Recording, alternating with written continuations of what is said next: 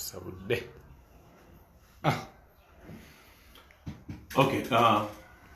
mannaye abalabi ba Ndawo's Communications TV tubalamusizza olunaku olwaleero nga bulijjo omulange ya Ndawo's ndi wano kulwabuuzaako tunyumyemu. We take long without saying,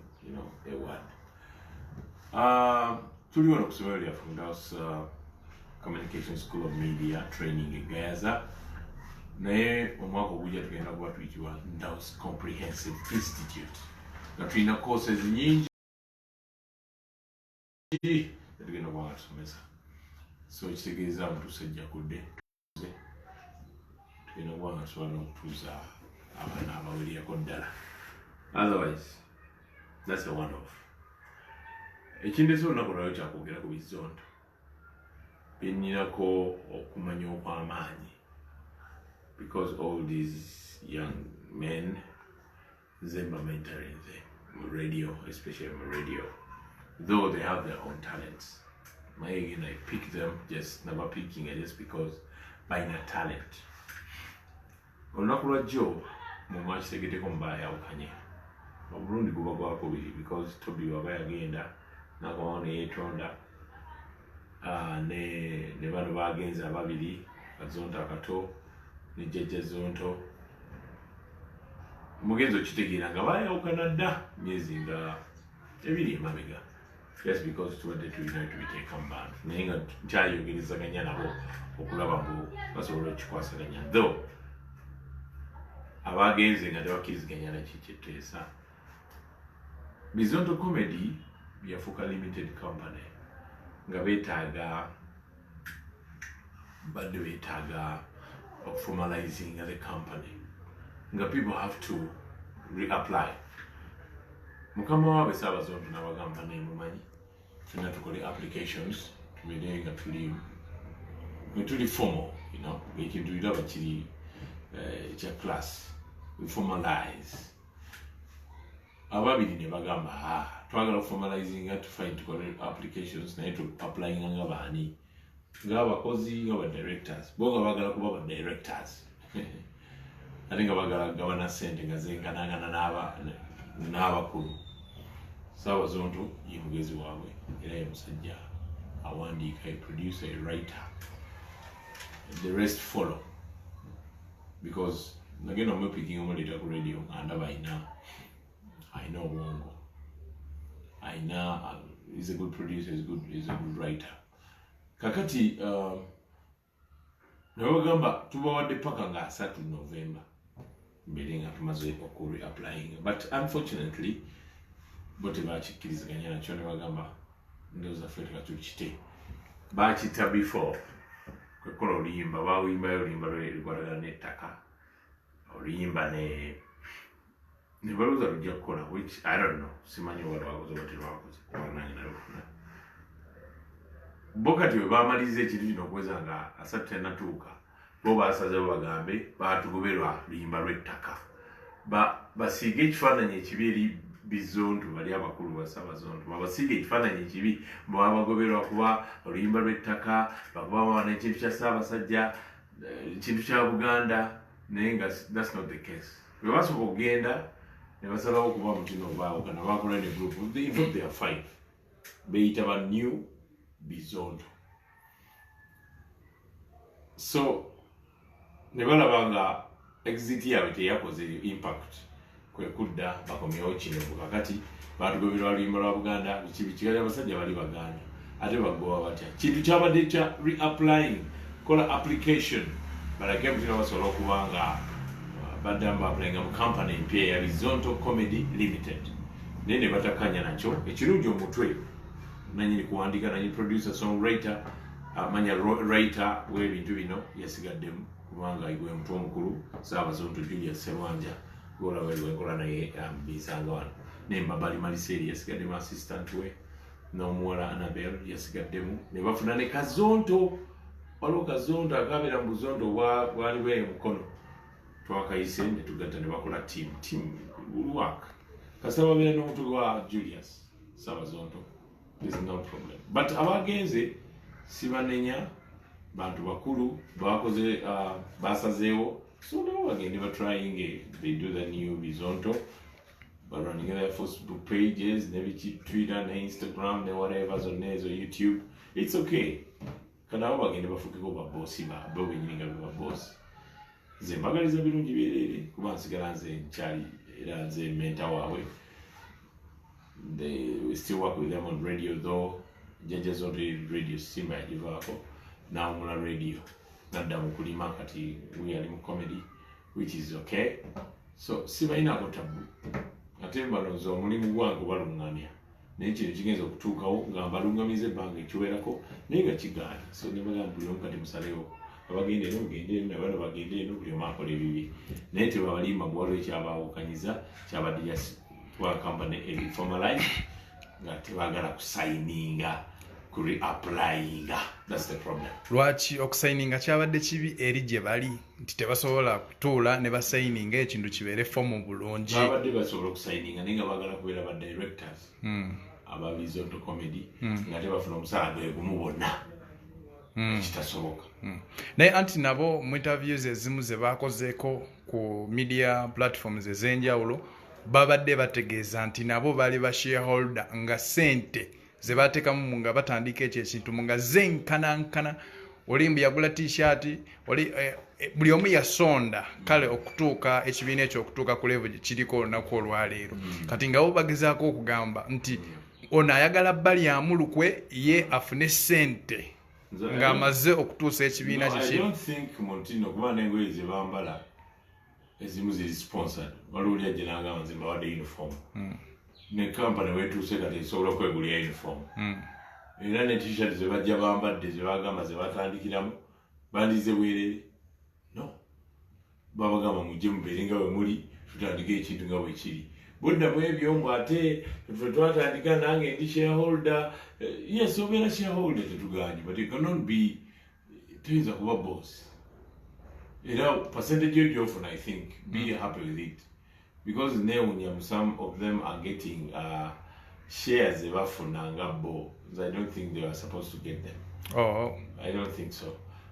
In fact the Bazontos they are abakulu bo balina n'ekisookuba mbabawala okuba waliwo ebintu bye mutamanyi but these guys are given too much money halo sente ze babawamwe nga temuzimanyi Montino company sponsorinze bafunako YouTube bafunako gamba ogenda okulanga akunganyiza kamu gwe muganda nga bafunye sente nyingi naye just because ndoza mu lulugwa sente oba nakukola kintu ekityo I don't think kyekyo kirwawula si kati okusookera ddala tebalina mateeka ge baali bateesa okulabika nti batambuza ekyo ekintu before balina amateeka naye nga bwomanyi mbu gwewenyegere ali kusambya abantu baba bapya mu kintu kino babeera bawombefu abakakamu naye wamala okulaba ngu naye bamukubira kajjambo bamuyitaayita naye alalaba wamaanyi nalowooza asobola okwenkana ndawusi mentorings abayimbi bangi aba radio aba tv abantu bangi be mentorings naye tekitegeeza lwakubambuka kati ogenda ku stage nawe ne bakubira enduulu ndawusi nogamba nti n'omusinga no ate nze mbeera legendary ekitegeera so olina okukkako fine oli wakabi naye nate oli mubakabi ekitegeera so singa abadde basobola okukikwasaganya tugezezaako n'ekiganyi naye bagezeeko okay kirekawa Bizonto nga yo Bizonto enkadde kubanga abamu bakomplaininga before bazanyako kawo ngene we tebawera ngera babuuza abamu kati level eno gye baliko nti bamaze okuseparatinga kirekawa abalala bano Basaabazonto be bannanyini kintu ekyo era obwongo bonna buli mu Saabazonto people follow all of them but just know Basaabazonto omuli Saabazonto omuli Mbabali omuli Annabel omuli ne Kazonto akapya ke baleese they are the origin of Zontos. Tewali kikyuse omutwe gonna guli gumu gwa Saabazonto ye writer ye producer tekikyuse ne bali nabo bakozeyo ekyabwe nabo bafunye Saabakati ye muwandiisi nabo bakola ekyabwe so follow who you want tewali agaana oyinza okusalawo wagira evira nze olina wagira express tewali agaana naye basamba mupiira akitegeera so support them yonna gye bali naye nga mukimanyi the Zontos abakulu they are the same, they are them. Lwaki olowooza kino ekintu kitera okujja bwekiti nti ebiseera ebisinga okwata ku muntu nga mmwe kati gwe oli manager omanagingako abayimbi kino ekintu olowooza kikuwa kyakuyiga kimweno embeera nti oluusi oyinza okumentalinga abantu bo nolowooza mujja tambulira ku the same pace obanga buli we mulaga babeerayo naye akaseera ate ne katuuka ne bakuvaako obwo obulumi bwe baba bakuleseemu obwo buba bulikika nabimanyiira ne bagenda abamu ne bazimba abamu bakulaba ne bakubuuza which is okay nze omutima ogwange mulungi nze nyamba everyone sirika ebyo omutino bakoze bwati siyagenda okundiisa siyagenda okukola ti so I think ebyo bibaawo kyobola omuganda agamba gwonyegere yali kusambya so we are used to that it is. Nekirala waliwo nga omukulu Toby akomawo okulabika nti abeetondera mu butongole bano abaami bonna tebaaliwo yanga zonto jajja zonto tebaaliwo kati bo bagamba Toby okukomawo okulabika nti ayogerako eri gye muli oba abeetondera kaali kakodyo Ndawusi naye wali mwaka akakodyo ka Toby okomawo okwetondera mugwe mwagala okukomyawo bo mubagobe ekintu ekyo obwongo butono then bakozesa obwongo butono omusajja yatusanga off guard yatukwata off guard fenna twava ku mpewo nemulaba nange nzire nsooka okulaba nemugamba kiki nagamba muzeeyi mbadde nze mbabuuza naye tovaawo nayingira nayita n'abalala nenkubira kidobo nemugamba kiki nga twagala musimanyi nemugamba tosaze kuba kwetonda oba kimu saze kwetonda which is okay okwetonda it's okay era yajja neyetonda n'afukamira n'akola ki naye yali takomyawo kudda mu bizondo yakomawo kwetonda kuggulawo enkolagana eya Sseruganda akola bibye nabo bakola byabwe Ngolongoto is different from that so naye ali bibye nabo bali byabwe bali tebamuzza they don't need him they don't era ne bano baba bali balowooza bato balowooza kijja kuba bwekityo baswadde mu tekiri bwekityo era tekijja kuba bwekityo buli omu akola bibye. Okay, then ekirala on a goose babadde bagezaako okujjayo complaint eno nti company gye babagamba okuregistaringa mu ndala ne gye bamanyi eri Bizonto comedy ate eri endala eri Bizonto media biki media n'ebigenderako kati nga bo bagamba tebasobola kukkiriziganya nakulabika nti basayininga mu company yo gye bamanyi nti si eyo bo bamanyi Bizonto comedy ate bano baleeta empapula za company ndala Silver Bubbles Media Empire yerimu Ndawusi Communication School of Media yerimu events yerimu byonna byonna that's how it is so the other one is going to be a group of companies the Bizonto Media something so Bizonto Comedy is there bajja kuba n'abayimbi bajja kuba branches naye nga zonna ziri mu umbrella so you sign in this big company like we work for Africa FM Radio Simba is Radio Simba Nairobi, Radio Simba Zimbabwe, zonna zaffe naye ziri other Africa FM so tebatategeera they have their lawyer yakibanyonya but buli omu entegeera z'abantu tezifaanagana so bababo tebakitegeera that's why I'm happy baba bakoze ekyabo anyway tugambe nti bwawukanye teri abanja munne teri akola buli kimu bali settled tewali abanja munne tewali akola kimu yagenze tewali tabu so bano batandise gundi empya bagamba waliwo oluyimba lwe bayita Maryland nalwo lwaviirako nnyo embiranyo eryobita bayimba oluyimba whereby nti engeri gye bali mu gurupu y'Ababizonto basuubira nti nabo nga bo bajja kukwata olwo oluyimba lwe bayimbye baluteeke ku peegi yaabwe ya Bizonto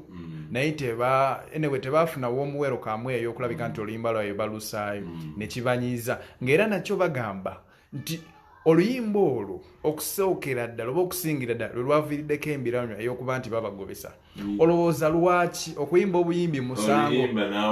olumanyi Maryland nte naluwulirako gundi oba mulundi gumu abakoni eyalukuba nze nali ndukubye busho ebisinga okuwulirizibwa so mbadde nsaba mbikuliiriza akamona not because of a song oputayimba bulungi ezo ennyimba z'amataka baziyimbye tekiyinza bawukanya because baganya oduteeka ku group no it's a good song fine but it's not a good song oba ontegedde it's a good song, fine, but it's not a good song. So hit you know Jikuba. Everyone sings. Tom, Dick, and Harry can sing about Taka. Everyone can sing about COVID. Not that all songs that are about COVID no, but it's the message. The message is very good, but the song is not a hit. It's not good. Negus bano abaana okutambula ne bagenda ne batandika ekintu kyabwe besize eki content bamulina abaana bamanyi balina which is okunzenze mbawagira bagende maaso bakole nabo bamanye mbu kibeerawo ekiti kino kiriwo ekiti nze support them, it's okay. Bagende bakole mbawagira bakole simenga kutabu bakimanye mutino kati nze leero nze n'okwegulya sukaali nze n'okugula omunnyo bakitegere nakyo esegeza mu bemblesi nze temubalinaako obuzibu okay with them. ene gwo baddeko nze sigam embracing them embracing the others nze sikiina kutabu nabo kubanga nze siriwo siri mbizondi leero kirabika era tekirabika obaddeko ne omukulu Kidomole Saabazonto mu show y'okumakya abadde ati omanyi gatuvudde ku mpewo nti kuba amawulire gatugamba ne woba n'ebizibu at least weeyisanga atalina kizibu yadde n'ekimu but however kati nga yetuba nti ku radio oli ayinza obutalaga nnaku ye naye nga ggwe obadde naye omulabye engeri gy'abaddemu embeera ye ebadde tetatidde mbeera kijye mugamba anti omugambi bano abasajja babimala dde ebyo byemuli kubayawukana dda Kidomole kakuwa kiringa okugamba kasita tonziyako obulamu ne bonzibako buli kimu. I go back and go kwezimba bupya because nina obulamu. Kidomole kuba watujjeko omutwe muti nakusubiddwa kizibu. Kyo ngamba Kidomole talina kwe akaaba n'awaka babyaki. Oyo omusajja alina omutwe. Kati abasajja basonda kamera ne basonda n'ebigundi ebimu. Babisonda. Temubawaddeeko. Mbuuza babisonda batya. Mu mbeera yonna bye bagamba tunulira interview batya simanyi naye okusimba okumala emyezi bagamba tetugenda kufuna musaala for 3 months nga tugula generator naffe tuba tuvaawo kusiima tubali generator ati okay kati tugenda kukola bwe tutindawuse essomero lyo omanyi ebintu by'Abazonto biyinza obutaggwa abantu bagambe bagende ku TikTok bakole ki bagende ku TikTok omulange Ndawusi wetuli nnyo waliwo akavubuka akakusumbuwa Ndawusi ono wekyenda mumanyi ayagala nnyo okubeerako naye bamanye mu Ndawusi akisusa naye we banamugombamu obwala yanaamanya sikina kyamukole baba muli bubi bajja mufu anyway bagambe ne programs zaffe ez'enjawulo zitugenda okulabika nti tubatuusaako wano tugenda tutuulanga tubeereko n'ensonga ezimu ze tusobola okwogerako Ndawusi oleme tuvaako buvi olina ensonga ennungi ate enkulu z'osobola okulabika nti oweereza abantu naye weekweka abantu bano nsaba oba wassurance togenda kuddamu kwekweka kati wetuli tugenda kuba tubadde tukyasettinga ssomero lino kati buli kimu kiri okay tujja kubanga mu week at least we talk to you twice emirundi ebiri bakwagadde abantu baliko live bangi kyoba omanya bangi mwebali ddala twagala lwetwe tukikola kyomanya bayi Mukama Katonda singa sirina ngeri ekikulu nsaagala bandabe naye nandikuwadde wano n'obabuuzaako waliwo agambye oli Kiriya Ndawusi bamuyita Grace Nadia waliwo Karim naye agambye oli Kiriya Ndawusi Acid Mouth oba Ime naye agambye oli Kiriya Dennis Saalongo Francis agambye Ndawusi wamo Owoli Senior agambye Ndawusi Gosinga Mathias naye Ndawusi Ndawusi abantu bali kuno kirabika these people miss a lot so kusaba obeereko n'engeri gy'osobola tujja kukikolanga mu week emirundi ebiri so biya tumenyemenye ensonga eziba zikuba kati tulina bingi ebyokwogerako ekyo kiri awo tulina ebyabugingo okwanjula ebyo byonna naye tujja kudda tetugibawe I think we shall have it on Thursday bakulinde Thursday tujja kujja nakyo tukikwasale okay so mulinde Ndawusi naye obugambo obutonotono tubwagala sooka obutuwe abantu bakulinde enkya mu morning show yo of course then obagambe ne Kidomole naye gyali alikiri tubaawo Kidomole mbabali nange running at the morning show no problem era tujja kubanga bulijjo 12 paka saawa 4 tukikoledde emyaka egiwereko ddala okay ebigambo bingi tetugenda kusukka wano kirabika olunaku olwaleero naye abantu bakyajja okay tujja kusinkana olunaku olundi nga Omukama Katonda ayagadde tubadde n'omulangira Ndawusi ng'agezaako okulabika nti analyzing ensonga ya Bizonto abadde wano mu ofiisi ye ng'ali bize ekintu akikwasaganya. Nze Medi Mentor, assalamu alaikum. Tukitadde.